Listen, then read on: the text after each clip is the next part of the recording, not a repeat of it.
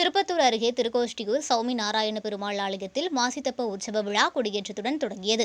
108 திவ்ய தேசங்களில் ஒன்றான உலக புகழ்பெற்ற இக்கோயில் சிவகங்கை சமஸ்தானம் தேவஸ்தானத்திற்கு பாத்தியப்பட்டதாகும்.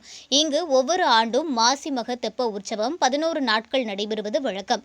இந்த தெப்ப உற்சவத்திற்கு தமிழகம் முழுவதும் மட்டுமின்றி வெளி மாநிலங்களைச் சேர்ந்தவர்கள் என லட்சக்கணக்கான பெண்கள் பக்தர்கள் வந்து கோயில் தெப்பக்குள படிகளிலும் குளத்தை சுற்றிலும் தீபம் ஏற்றி வழிபடுவார்கள். இந்த ஆண்டு மாசி தெப்ப உற்சவ விழாவை முன்னிட்டு புதன்கிழமை காலை 9 மணிக்கு உற்சவர் சௌமி நாராயண பெருமாள் மற்றும் தேவியர்கள் கல்யாண மண்டபம் எழுந்தருளல் நிகழ்வு நடைபெற்றது. அங்கு சிறப்பு பூஜைகள் நடைபெற்று தீபாராதனை காட்டப்பட்டது. தொடர்ந்து ஆலயத்தில் உள்ள கொடி மரத்திற்கு முன்பு வைக்கப்பட்டிருந்த புனித நீருக்கு விக்னேஸ்வரர் பூஜை நடைபெற்றது.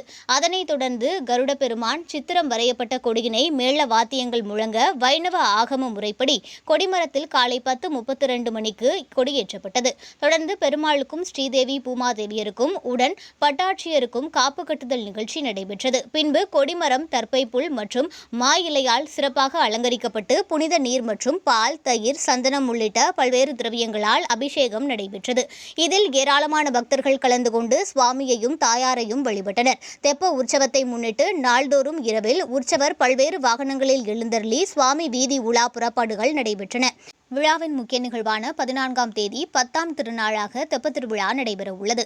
விழாவுக்கான ஏற்பாடுகளை சிவகங்கை சமஸ்தான தேவஸ்தான பரம்பரை அரங்காவலர் மதுராந்தக நாச்சியார், தேவஸ்தான கண்காணிப்பாளர் சரவண கணேஷ், மேலாளர் இளங்கோ ஆகியோர் ஏற்பாடுகளை செய்து வருகின்றனர்.